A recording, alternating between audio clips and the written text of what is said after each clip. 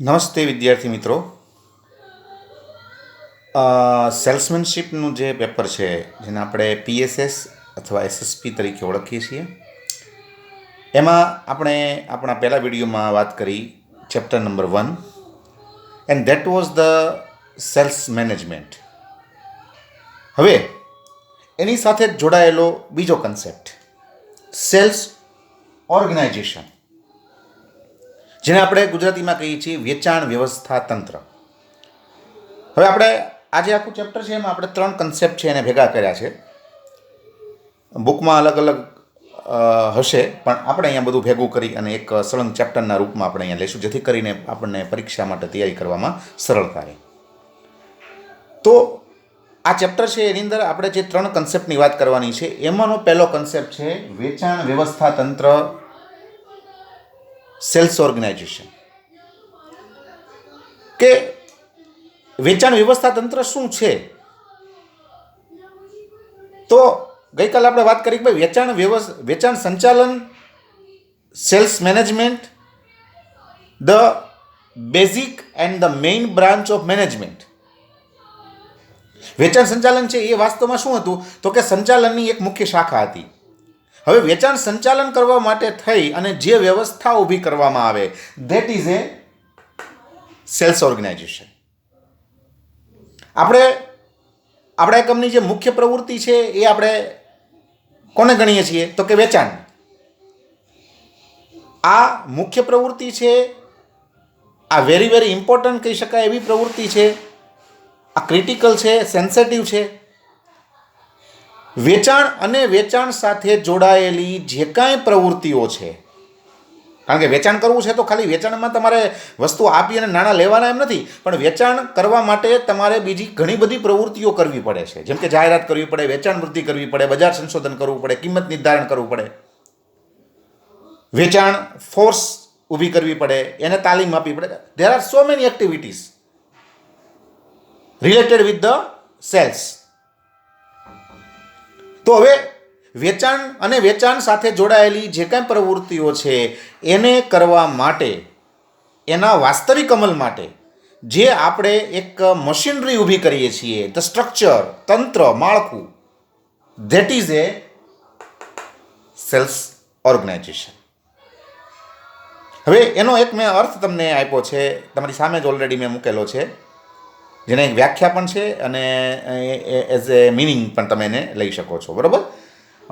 Cells organisation is the structure to manage sales related activities. વેચાણ અને વેચાણ સંબંધિત પ્રવૃત્તિઓના સંચાલન માટે ઊભું કરવામાં આવેલું, તમે એને માળખું પણ કહી શકો, તંત્ર પણ કહી શકો, અથવા વ્યવસ્થા પણ કહી શકો. આ વેચાણ વ્યવસ્થા તંત્ર એટલે એવું માળખું, એવું તંત્ર, એવી વ્યવસ્થા કે જે વેચાણ અને વેચાણ સાથે સંબંધિત હોય એવી પ્રવૃત્તિઓ સાથે જોડાયેલ છે. બરાબર? તો વેચાણ અને વેચાણ સંબંધિત પ્રવૃત્તિઓના સંચાલન માટે ઊભું કરાયેલ માળખું, તંત્ર કે વ્યવસ્થા, that is a sales organisation.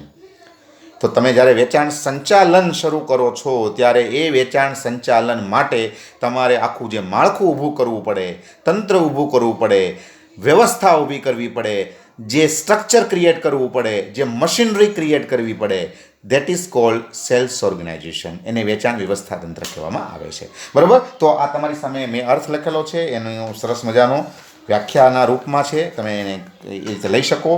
બરાબર? હવે આપણે એના વિભાગોનો ચાર્ટ લઈએ.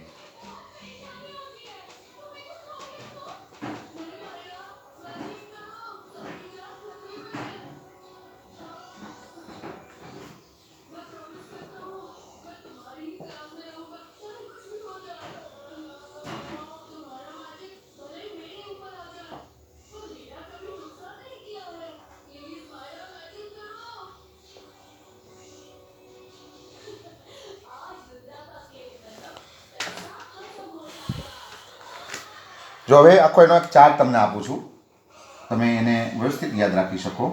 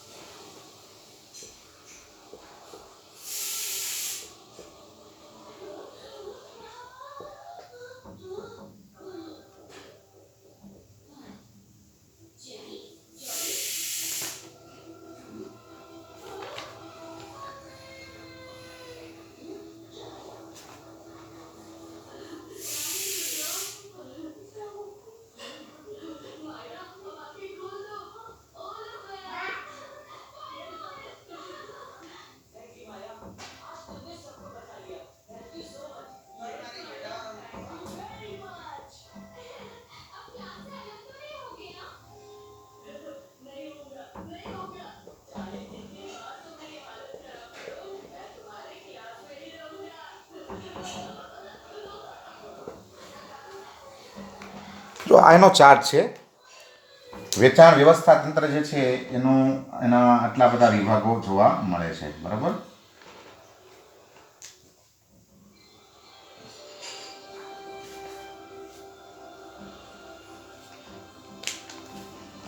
જો આવો તમે ચાર્ટ બનાવી શકો. અમે મારી રીતે એક ચાર્ટ બનાવેલો છે. બરાબર. આ બધા વિભાગો છે, ઓલ આર ડિપાર્ટમેન્ટ્સ. બરાબર. ટોટલ 10 ડિપાર્ટમેન્ટ છે, જેમાં તમે આ રીતનું કહી શકો. બરાબર. ટોટલ 10 વિભાગો. વેચાણ વ્યવસ્થા તંત્ર જે છે એટલે કે એવું માળખું, એવું તંત્ર, એવી વ્યવસ્થા કે જે વેચાણ કરે છે અને વેચાણ સાથે સંબંધિત હોય એવી પ્રવૃત્તિઓનું સંચાલન કરે છે. બરાબર. હવે એમાં કેટલા વિભાગો હોય છે? તો કે એમાં આ પ્રકારના વિભાગો તમને જોવા મળે છે. એક પછી એક આપણે જોઈએ. પહેલો વેચાણ વિભાગ. જો મેં બધામાં વિભાગ નથી લખ્યું, બરાબર, પણ આ બધા વિભાગો છે. ઉધાર વિભાગ છે, સેવા વિભાગ છે, બજાર સંશોધન વિભાગ, વેચાણ વૃદ્ધિ વિભાગ, પેકિંગ અને રવાનગી વિભાગ, તાલીમ વિભાગ, હિસાબી વિભાગ, આ બધા વિભાગો છે. All are the departments. બરાબર. એમાં પહેલો જે વિભાગ છે બેઝિક, બરાબર, એ શું છે? તો કે એ છે વેચાણ વિભાગ. બરાબર છે. વેચાણ વિભાગ છે એ શું કરે છે? તો કે ઓર્ડર્સ મેળવે છે અને ઓર્ડર્સ મેળવી અને આગળની જે કાંઈ પછી પ્રક્રિયા છે એ મુજબ એ આગળ વધે છે. બરાબર. તો વેચાણ કરવા માટેનો વિભાગ એટલે વેચાણ વિભાગ. વિજ્ઞાપન વિભાગનું કામ સ્વાભાવિક શું હોઈ શકે? તો કે વસ્તુની જાહેરાત કરવાનું. આ વિભાગ જાહેરાત અંગેના તમામ કાર્યો સંભાળે છે. બરાબર. તાલીમ વિભાગ શું કરે છે? તો કે જે નવા સેલ્સમેનો છે, સેલ્સ એક્ઝિક્યુટિવ્સ છે, એને તાલીમ આપવાનું એ કામ કરે છે. પછી પેકિંગ અને રવાનગી વિભાગ. બરાબર. પેકિંગ અને રવાનગી વિભાગનું કામ શું હોય છે? તો કે વસ્તુને પેક કરવાનું અને એને ગ્રાહક સુધી પહોંચાડવા માટે, જેને કહી શકાય કે વિતરણ વ્યવસ્થામાં મૂકવાનું. એટલે પેકિંગ અને રવાનગી વિભાગ છે એ વસ્તુને પેક કરે છે અને એને ગ્રાહક સુધી પહોંચાડવા માટે રવાના કરે છે. પછી વેચાણ વૃદ્ધિ વિભાગ જે છે એનું કામ શું છે? તો કે વેચાણ વૃદ્ધિ વિભાગ છે એનું કામ છે વેચાણ વધારવા માટેના પગલાઓ લેવા. પછી બજાર સંશોધન. બરાબર. એનું કામ શું છે? તો કે બજાર સંશોધનનું કામ છે બજારનું સંશોધન કરવું. ક્યાં કેવી તકો રહેલી છે, આપણા હરીફો છે એ શું કરે છે, આપણે એની સામે કઈ રીતે પગલાઓ લેવાના છે, એ અંગેનું સંપૂર્ણ સંશોધન કરવું. બરાબર છે. સેવા વિભાગ. બરાબર. સેવા વિભાગ છે એનું કામ શું છે? તો કે વેચાણ પછીની સેવાનું આખું વ્યવસ્થા તંત્ર ગોઠવવું, અથવા વેચાણ પછીની જે સેવાઓ ગ્રાહકોને આપવાની હોય છે એની આખી વ્યવસ્થા ગોઠવવી. ઉધાર વેચાણ છે એ ઉધાર વેચાણનું કામ સંભાળે છે. બરાબર છે. ઉધાર વેચાણ કર્યા પછી એના હિસાબો રાખવા, એની ઉઘરાણી કરવી. બરાબર છે. ક્યાંય ઉઘરાણી ધારો કે ન થતી હોય તો કાયદેસરના પગલાઓ લેવા. આ બધું કાર્ય એ ઉધાર વેચાણ વિભાગ સંભાળે છે. હિસાબી વિભાગનું કામ છે એ વેચાણ અને વેચાણ સાથે જોડાયેલી પ્રવૃત્તિઓના હિસાબો રાખવાનું છે. બરાબર. એ હિસાબો રાખવાનું કામ કરે છે. અને છેલ્લો જે વિભાગ છે એ છે આયાત અને નિકાસ વિભાગ. જે એકમ ઇમ્પોર્ટ અને એક્સપોર્ટ સાથે જોડાયેલું હોય એ આ વિભાગ છે એને મેન્ટેન કરે છે. વસ્તુને એબ્રોડ એટલે કે વિદેશમાં મોકલવી, વિદેશમાંથી વસ્તુઓ મગાવવી, એ બધાનું સંચાલન આ વિભાગ કરે છે. તો આ રીતે 10 વિભાગો છે. 1 2 3 4 5 6 7 8 9 10. બરાબર. ફરી એકવાર, પહેલો વિભાગ વેચાણ વિભાગ, બીજો વિભાગ વિજ્ઞાપન વિભાગ, ત્રીજો વિભાગ તાલીમ વિભાગ, ચોથો વિભાગ પેકિંગ અને રવાનગી વિભાગ, પાંચમો વિભાગ વેચાણ વૃદ્ધિ વિભાગ, છઠ્ઠો બજાર સંશોધન વિભાગ, પછીનો સેવા વિભાગ, પછીનો ઉધાર વેચાણ વિભાગ, પછી હિસાબી વિભાગ અને પછી આયાત અને નિકાસ વિભાગ. તો આ રીતે 10 વિભાગો તમને કોઈપણ વેચાણ વ્યવસ્થા તંત્રમાં જોવા મળે છે. તો પરીક્ષામાં પ્રશ્ન પૂછાતો હોય છે જેમાં તમારા ચાર્ટ બની અને આના ઉપર લખવાનું હોય છે. ઓકે. તો આ રીતે તમે પહેલો પ્રશ્ન ક્લિયર કરી શકો.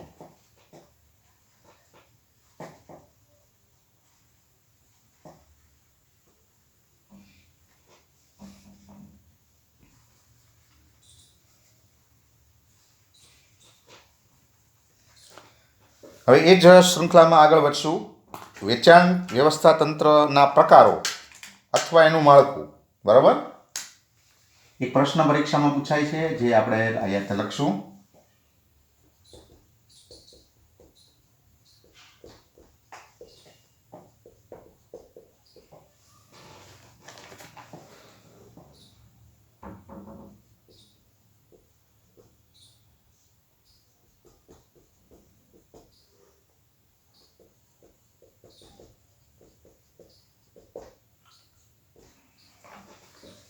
પ્રશ્ન ગમે તે પૂછી શકે, બરાબર.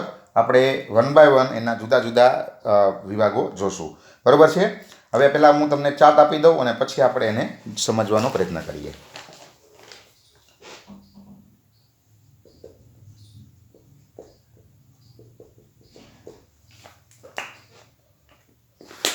જો આ રીતે એનો ચાર્ટ છે. એના મુખ્ય 5 પ્રકારો છે. પહેલું કાર્યાનુસાર,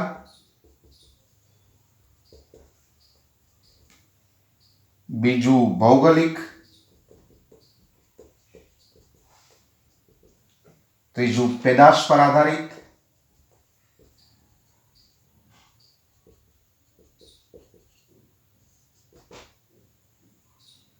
પછી ગ્રાહક આધારિત,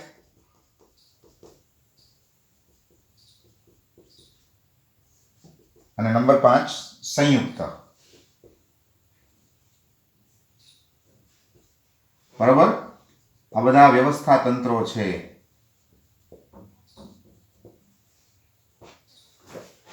તો આનો એક સામાન્ય ચાર્ટ આપ્યો છે અને એ ચાર્ટ પ્રમાણે હવે આપણે બધાની સમજૂતી લઈએ, બરાબર.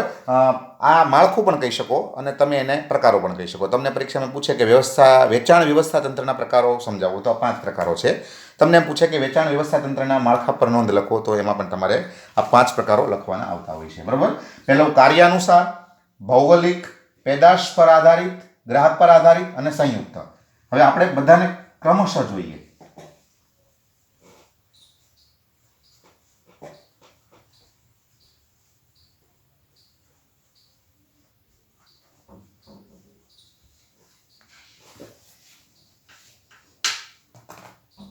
બરાબર. હવે હું તમને બધાના ચાર્ટ જે કંઈ છે એ આપતો જાઉં છું અને સમજાવતો જાઉં છું. તમે એને નોટ કરતા જજો. પહેલું આપણે લઈશું કાર્યાનુસાર.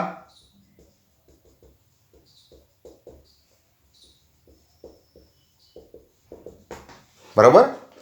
હવે એમાં આ રીતનું હોય છે. ફોર એક્ઝામ્પલ જોઈએ આપણે તો આ રીતે એમાં હોય છે.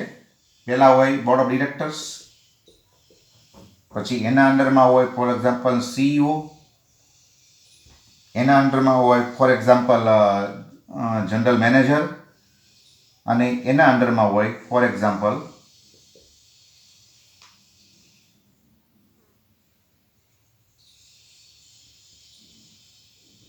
માર્કેટિંગ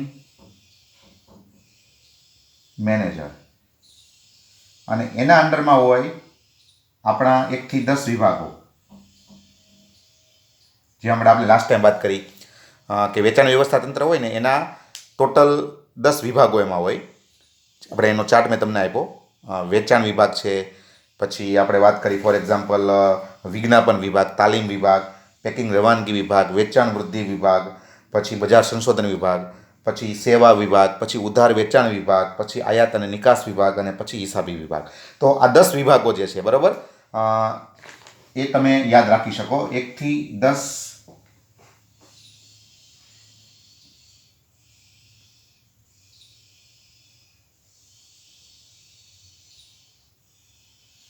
બરાબર.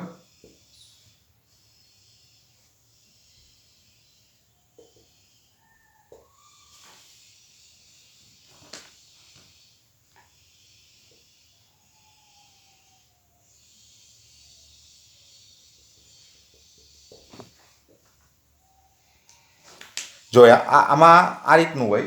આપણે તો ખાલી અહીંયા માર્કેટિંગ મેનેજર લખ્યું છે. મુખ્ય 4 બ્રાન્ચ હોય એમાં. પહેલાં ઉપર બોર્ડ ઓફ ડિરેક્ટર સંચાલક મંડળ હોય, એના અંડરમાં CEO કામ કરતા હોય, એના અંડરમાં જનરલ મેનેજર હોય, અને જનરલ મેનેજર છે તો એના અંડરમાં 4 વિભાગો. ફોર એક્ઝામ્પલ આ સીધી સાદી એક એક્ઝામ્પલ છે, બરાબર. જનરલ મેનેજરની અંદરમાં 4 વિભાગ કામ કરતા હોય: ઉત્પાદન વિભાગ, નાણાં વિભાગ, પછી HR વિભાગ અને આપણું માર્કેટિંગ વિભાગ, બરાબર. માર્કેટિંગ વિભાગનો વડો હોય એને કહેવાય માર્કેટિંગ મેનેજર, અને એના અંડરમાં 10 વિભાગો છે એ કામ કરતા હોય.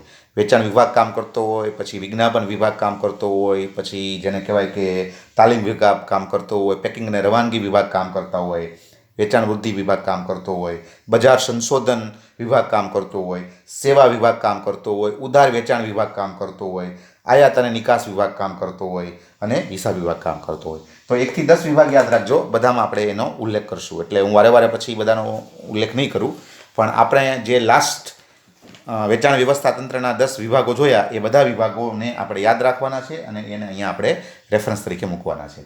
તો આ 10 વિભાગો આ રીતે કામ કરતા હોય છે. આવું જ્યાં માળખું હોય વેચાણ અંગેનું, વેચાણ સાથે જોડાયેલી પ્રવૃત્તિઓના સંચાલન માટેનું, એને કહેવાય છે કાર્યાનુસાર વેચાણ વ્યવસ્થા તંત્ર. બરાબર છે? આ પહેલો વિભાગ છે, બેઝિક ડિપાર્ટમેન્ટ.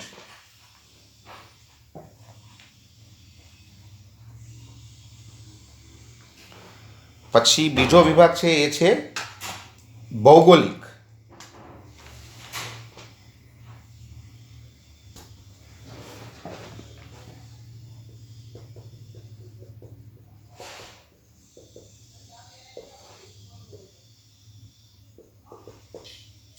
બરોબર?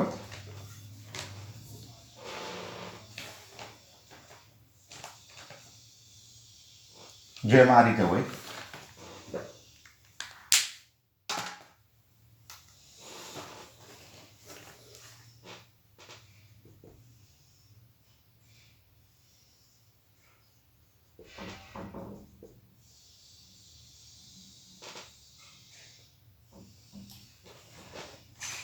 એમાં બીઓડી, એના અંડરમાં સીઓ, એના અંડરમાં ફોર એક્ઝામ્પલ જોવા જઈએ તો જનરલ મેનેજર, એના અંડરમાં જોવા જઈએ તો માર્કેટિંગ મેનેજર, અને એના અંડરમાં જોવા જઈએ તો નોર્થ, પછી ઈસ્ટ, પછી સાઉથ,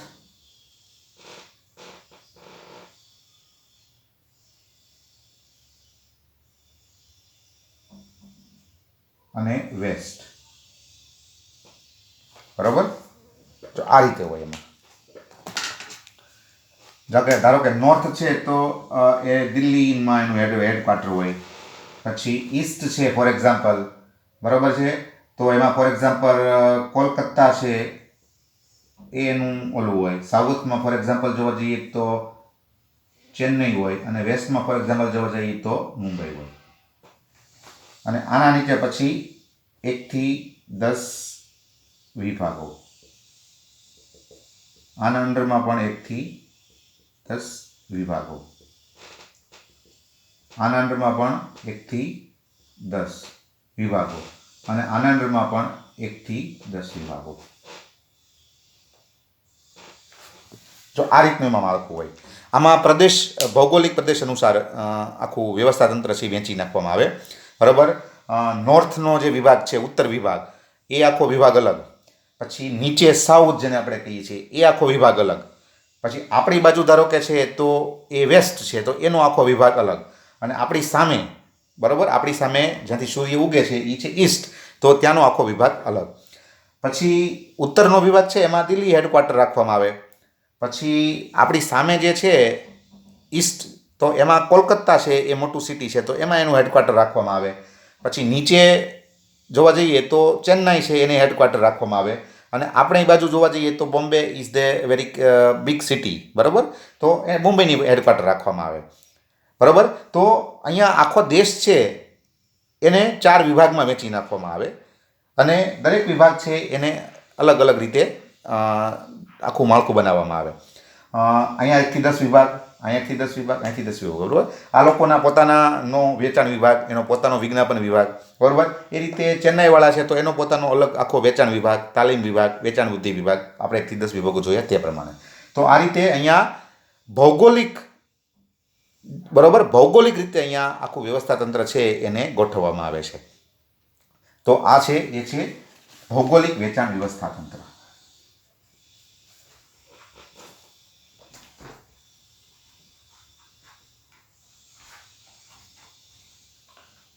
પછી ત્રીજું છે ફોર એક્ઝામ્પલ પેદાશ આધારિત.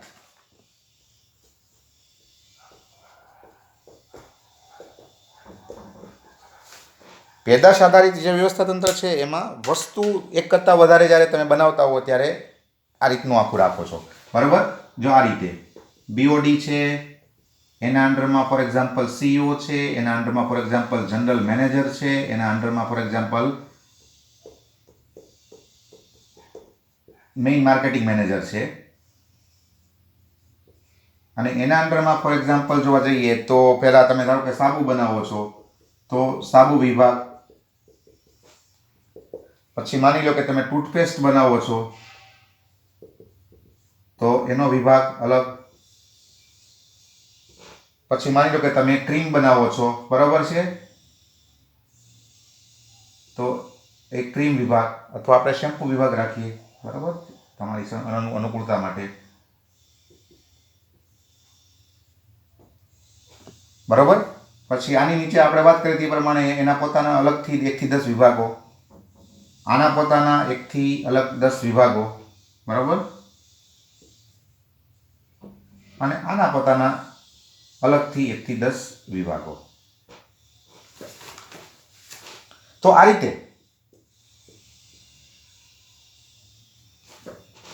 જ્યારે તમે એક કરતાં વધારે વસ્તુ બનાવતા હો ત્યારે તમે આ રીતે તમારું વેચાણ વ્યવસ્થા તંત્ર સેટ કરી શકો.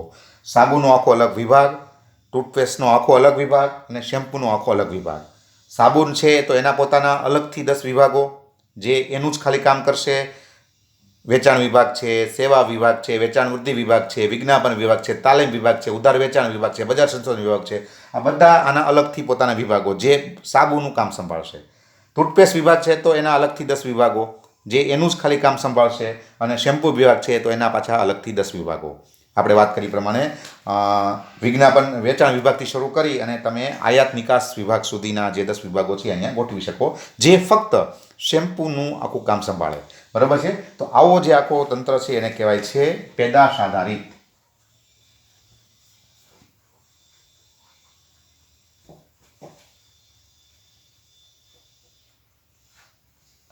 પછી આવે છે ફોર એક્ઝામ્પલ ગ્રાહક આધારિત.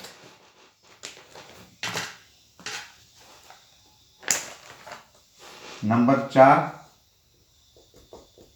ગ્રાહક આધારિત. જ્યારે તમારી પાસે એક કરતાં વધારે ગ્રાહકો છે, બરાબર, જેમ આ રીતે હોય છે, બીઓડી, પછી સીઈઓ લઈએ, બરાબર, પછી જનરલ મેનેજર લઈએ, પછી માર્કેટિંગ મેનેજર લઈએ, બરાબર. શું કે આમાં ફેરફાર હોઈ શકે, આ તો એક નમૂના પૂરતું તમને સમજાવવા માટે એક મેં ચાર્ટ આપું છું, આમાં થોડોક ફેરફાર પણ હોઈ શકે, બરાબર. માની લો કે તમે રેડીમેડ કપડાં બનાવો છો તો પુરુષ રેડીમેડ ગાર્મેન્ટ, પછી સ્ત્રી રેડીમેડ ગાર્મેન્ટ, અને બાળકો, બરાબર છે.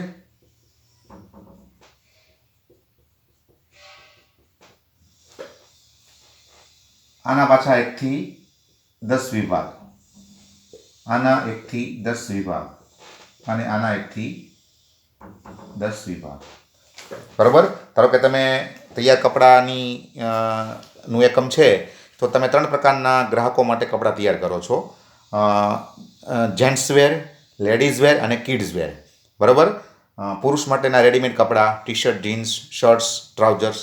સ્ત્રી માટેના રેડીમેડ કપડાઓ, બરાબર, એમાં સ્ત્રીના ડ્રેસીસ બધા, અને બાળકોના જેને કહી શકાય કે એવા કપડાઓ, બરાબર છે. તો એમાં પુરુષનો જે આખો વિભાગ અલગ હોય, એના પોતાના 10 વિભાગો અલગ હોય જે એનું કામ સંભાળે. સ્ત્રી છે તો એના આખી અલગથી 10 વિભાગો હોય જે ખાલી સ્ત્રી વિભાગનું કામ સંભાળે. અને કિડ્સ વેર છે તો એનો આખો અલગ વિભાગ, એના પોતાના 10 વિભાગો જે એના કામ સંભાળે, બરાબર. આ રીતે તમે એનું કરી શકો. અહીંયા જથ્થાબંધ અને છૂટક વેપારી પણ મૂકી શકાય, બરાબર, જો આ રીતે પણ કરી શકાય.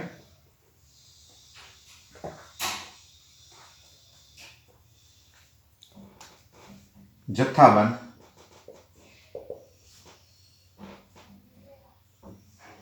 અથવા છૂટક, તો આ રીતે પણ કરી શકાય, બરાબર. આના 1 થી 10 વિભાગ અને આના 1 થી 10 વિભાગ.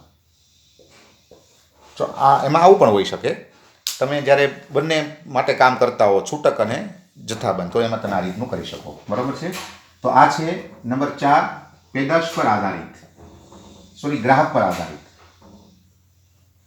અને સંયુક્ત છેલ્લું લઈએ આપણે, સંયુક્ત વેચાણ વ્યવસ્થાપન.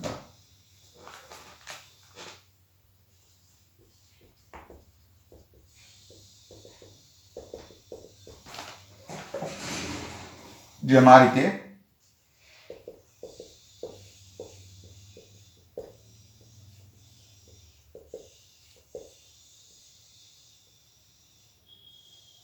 મેઇન માર્કેટિંગ મેનેજર, બરાબર. હવે એમાં આ રીતે જો અહીંયા બધાનું મિશ્રણ કર્યું છે, આપણે ઉપરોક્ત જે કાંઈ જોયા એ બધાનું અહીંયા મિશ્રણ કરી અને આખું તંત્ર બનાવ્યું છે. જ્યારે ખૂબ મોટું એકમ હોય ત્યારે આવું એમાં હોઈ શકે, બરાબર.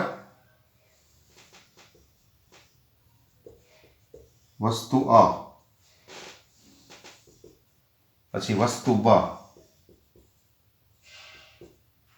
બરાબર. એની નીચે પછી પાછા ભૌગોલિક પ્રમાણે નોર્થ, ઈસ્ટ, વેસ્ટ અને સાઉથ, બરાબર છે. પછી અહીંયા પણ એ રીતે નોર્થ, ઈસ્ટ, વેસ્ટ અને સાઉથ. એને તમે શોર્ટમાં યાદ રાખી શકો ન્યૂઝ. એન ફોર નોર્થ એટલે ઉત્તર, ઈ ફોર ઈસ્ટ એટલે પૂર્વ, ડબલ્યુ ફોર વેસ્ટ એટલે પશ્ચિમ અને એસ ફોર સાઉથ એટલે આપણે કહીએ નીચેનો આપણો વિભાગ હોય તેને, બરાબર છે, દક્ષિણ. તો ન્યૂઝ તરીકે યાદ રાખી શકો, બરાબર છે. અને આના અંડરમાં પછી 1 થી 10 વિભાગ, આનામાં પણ 1 થી 10 વિભાગ. જો આ જ્યારે ખૂબ મોટું વ્યવસ્થા તંત્ર હોય ત્યારે આવું તમે માળખું બનાવી શકો, બરાબર.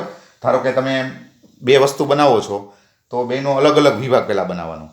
પછી વસ્તુ અ છે તો એની માટે પાછા ભૌગોલિક પ્રમાણે 4 વિભાગ પાડવાના, ઉત્તર, દક્ષિણ, પૂર્વ અને પશ્ચિમ, બરાબર છે. અને એ બધાના પાછા અલગ અલગ 10 વિભાગો બનાવવાના. સાઉથના અલગ 10 વિભાગો, પછી ઉત્તરના પાછા 10 અલગ વિભાગો. એવી રીતે વસ્તુ બ છે તો એના પણ 4 વિભાગો, north, east, west and south, ઉત્તર, દક્ષિણ, પૂર્વ અને પશ્ચિમ. અને પાછા નોર્થ છે તો એના 10 વિભાગો અલગ, ઈસ્ટ છે એના 10 વિભાગો અલગ, વેસ્ટ છે એના 10 વિભાગો અલગ અને સાઉથ છે એના 10 વિભાગો અલગ. તો જ્યાં બહુ વિશાળ એકમો હોય ત્યાં આવું તંત્ર બનાવવામાં આવતું હોય છે. ખૂબ વિશાળ એકમ હોય અને ઘણી બધી વસ્તુઓ બનાવવામાં આવતી હોય અને સમગ્ર દેશમાં વેપાર ફેલાયેલો હોય તો આવું માળખું બનાવી શકાય, બરાબર છે. આને કહેવાય છે સંયુક્ત વેચાણ વ્યવસ્થા તંત્ર. તો આ રીતે તમે લખી શકો. Thank you.